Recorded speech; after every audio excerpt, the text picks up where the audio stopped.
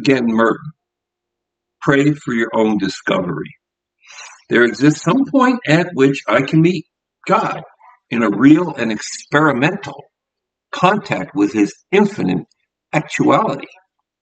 And it is the point where my contingent being depends upon his love.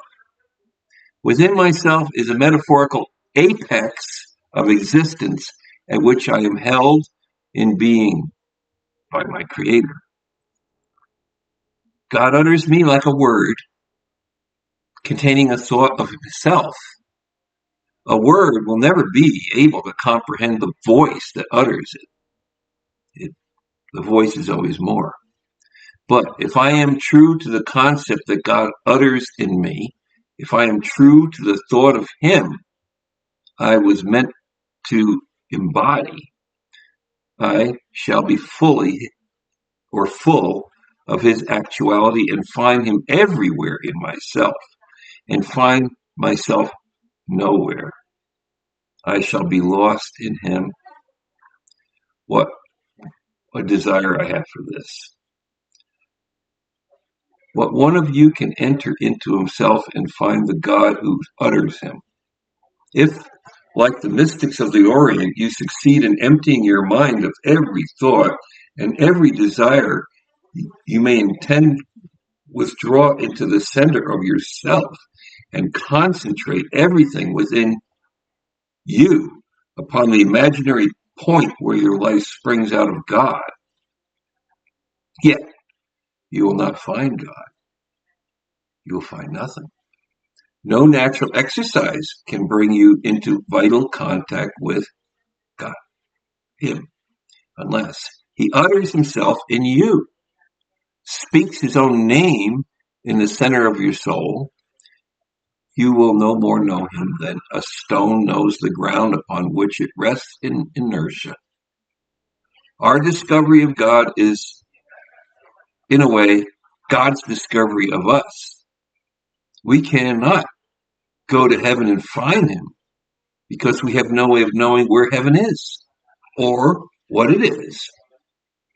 He comes down from heaven as Jesus Christ the man, and he finds us. He looks at us from the depths of his own infinite actuality, reality, which is everywhere. And his seeing us gives us a superior reality in which we discover him. We only know him insofar as we are known by him. And our contemplation of him is a participation of his contemplation of himself. We become contemplatives when God discovers himself in us. At that moment, the point of our contact with him opens out and we pass through the center of our own souls and enter into eternity. It is true that God knows himself in all the things that exist. He created them all. He sees them, and it is because he sees them that they do exist. It is because he loves them that they are good.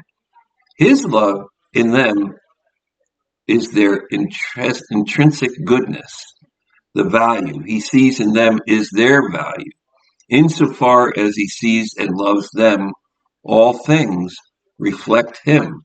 But although God is present in all things by his knowledge and his love and his power and his care for them, he's not necessarily realized and known by them. He's only known and loved by those to whom he has freely given a share in his own knowledge and love of himself. And that was through Jesus Christ, our treasure of wisdom. In order to know and love God as he is, we must have God dwelling in us, Christ in us, as a new and special way. And so God bridges the infinite distance between himself and the spirits created to love him by supernatural missions of his own life. The Father, dwelling in the depths of all things, in my own depths, communicates to me his word and his spirit. And in these missions, I am drawn into his own life and know God in his own love. He has drawn me because he became a man, Jesus Christ, who has drawn us all to him. And that is the only way we know God is by grace.